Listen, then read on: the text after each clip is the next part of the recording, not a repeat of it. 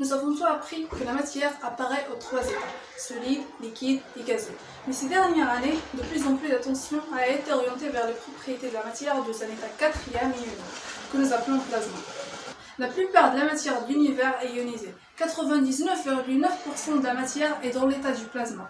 Donc les autres états de matière solides, liquides et gazeux ne représentent que 0,1%.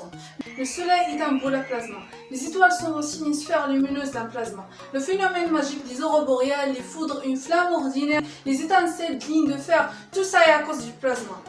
Mais d'abord, qu'est-ce qu'un plasma?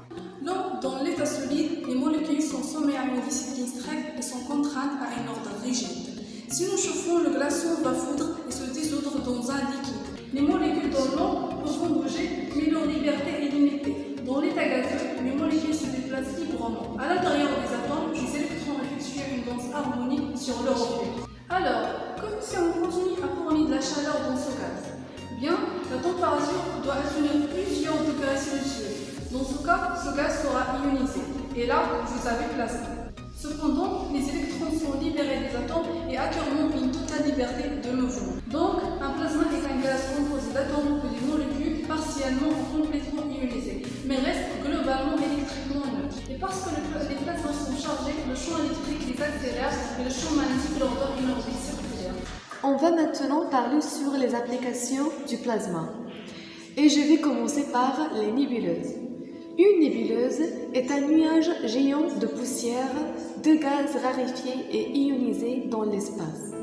Certaines nébuleuses, plus d'une nébuleuse, proviennent du gaz de la poussière jetée par l'explosion d'une étoile mourante, comme une supernova. La poussière et le plasma dans une nébuleuse sont très étalés, mais la gravité peut lentement commencer à rassembler des touffes de poussière et de plasma.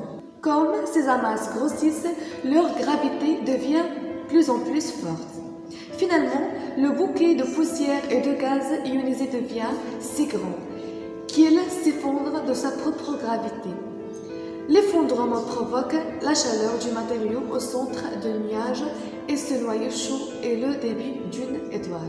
On peut résumer ces applications aux étoiles, plus précisément le Soleil, qui nous envoie plus que la chaleur et la lumière. Il envoie beaucoup d'énergie et de petites particules ionisées à notre façon. Le champ magnétique protecteur autour de la Terre nous protège de la plupart de l'énergie et des plasmas. Mais le Soleil n'envoie pas la même quantité d'énergie tout le temps. Il y a une constante de vent solaire et il y a aussi des tempêtes solaires. Au cours d'un type de tempête solaire appelée une éjection de masse coronale. Le Soleil en fait une énorme bulle de plasma que peut voyager à travers l'espace à des vitesses élevées. Quand une tempête solaire vient vers nous, une partie de l'énergie et des plasmas peuvent parcourir les lignes de champ magnétique au pôle nord et sud dans l'atmosphère terrestre. Là, les plasmas interagissent avec les gaz dans notre atmosphère, ce qui donne de beaux affichages de lumière dans le Soleil, ce qu'on appelle les aurores boréales.